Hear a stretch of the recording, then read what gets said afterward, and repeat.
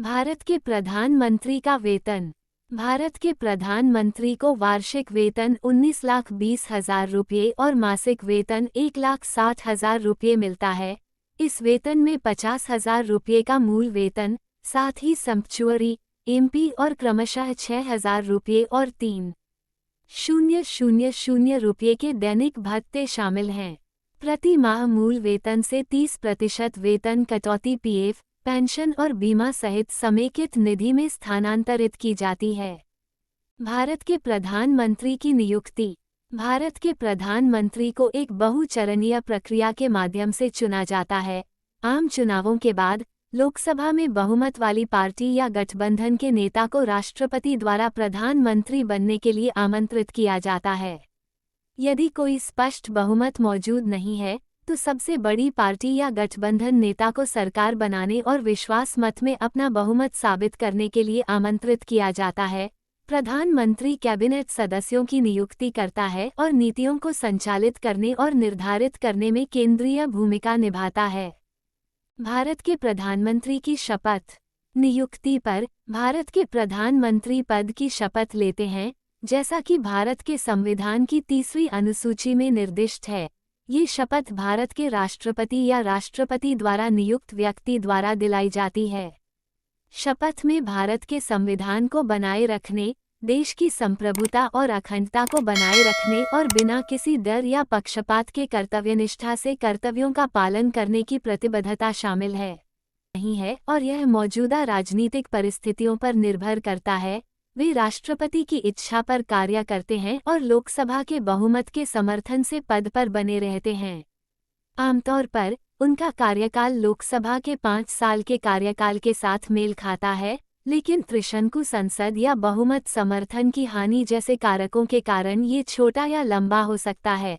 प्रधानमंत्री राष्ट्रपति को अपना इस्तीफा सौंपकर भी इस्तीफा दे सकते हैं। भारत के प्रधानमंत्री की भूमिकाएं और जिम्मेदारियां। प्रधानमंत्री मंत्रिमंडल का नेतृत्व करते हैं, जहां देश की नीतियों और शासन के संबंध में महत्वपूर्ण निर्णय लिए जाते हैं। प्रधानमंत्री विभिन्न मामलों पर भारत के राष्ट्रपति के मुख्य सलाहकार के रूप में कार्य करते हैं।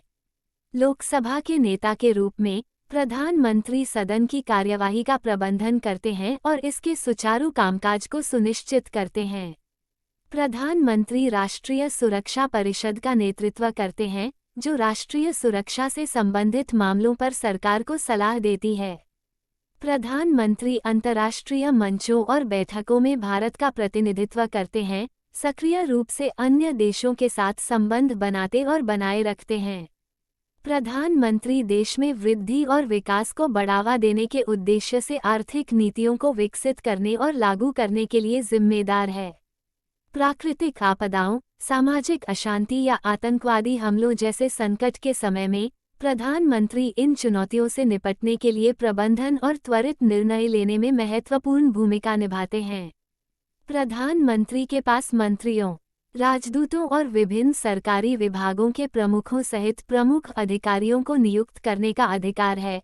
प्रधानमंत्री विधायी एजेंडा निर्धारित करते हैं और संसद के माध्यम से महत्वपूर्ण विधेयकों और कानूनों का पारित होना सुनिश्चित करते हैं। भारत का प्रधानमंत्री बनने के लिए योग्यता।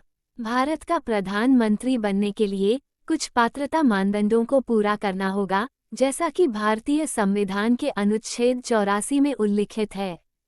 उम्मीदवार को भारतीय नागरिक होना चाहिए। लोकसभा के लिए पात्र होने के लिए व्यक्ति की आयु 25 वर्ष और राज्य के लिए 30 वर्ष होनी चाहिए। किसी को केंद्र या राज्य सरकार या राज्य या केंद्र सरकार द्वारा नियंत्रित किसी स्थानीय निकाय में कोई पद धारण नहीं करना चाहिए। उम्मीदवार को लोकसभा या राज्यसभा में से किसी एक का सदस्य होना चाहिए। यदि नहीं, तो उन्हें प्रधानमंत्री का पद संभालने के 6 महीने के भीतर किसी भी सदन का सदस्य बनना होगा। भारत के प्रधानमंत्री के कौशल। लोगों को प्रेरित करने और देश को प्रगति की ओर ले जाने के लिए मजबूत नेतृत्व कौशल आवश्यक है। राजनीतिक परिदृश्य की गहरी समझ और जटिल राजनीतिक गतिशीलता को नेविगेट करने की क्षमता महत्वपूर्ण है। प्रधानमंत्री को रणनीतिक रूप से सोचना चाहिए और दीर्घकालिक प्रभाव वाले सोच समझकर निर्णय लेने चाहिए। नागरिकों, मीडिया और विश्व नेताओं के साथ प्रभावी संचार महत्वपूर्ण है। सकारात्मक अंतर्राष्ट्रीय संबंधों को बनाए रखने और वैश्विक मंच पर भारत का प्रभावी ढंग से प्रतिनिधित्व करने के लिए मजबूत राजनयिक कौशल की आवश्यकता होती है। संकटों को प्रभावी ढंग से प्रबंधित करने और आपात स्थिति में त्वरित निर्णय लेने की क्षमता महत्वपूर्ण है। आर्थिक नीतियों और देश की वृद्धि और विकास पर उनके प्रभाव को समझना आवश्यक है।